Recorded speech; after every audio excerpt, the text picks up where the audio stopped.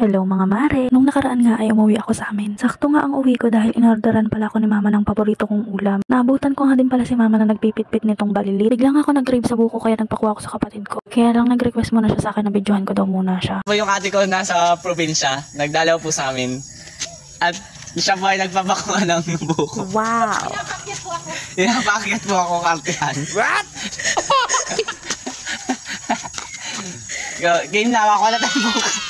Para nga makakuha kami ng buko ay nanghiram muna kami ng kahoy. Marami nga palang puno ng nyog dyan kaya anytime ay pwede kang kumuha kung nag-crave ka. Matagal-tagal na nga pala akong di nakakakain nitong alimango. Ngayon na lang kasi ako nakauwi dito sa amin. Kaya naman talagang pinaghanda ko ni mama nitong paborito kong ulam. Ito nga palang mga balilit guys ay ngayon ko lang ulit natikman. Bata-bata ako noon nung last ko tong natikman. Kaway-kaway sa mga nakatikim na nito. Pero seryoso mga mare, sobrang sarap talaga nito kaya naparami rin talaga yung kain ko. Maaga nga rin pala ako dyan natulog guys dahil may pasok pa ako bukas at maaga din ang biyahe ko. Medyo malayo kasi yung bahay namin sa school namin. Bali mga 3 oras pa ang biyahe. Kaya talagang kinailangan kong gumising na maaga para na rin hindi malate sa klase.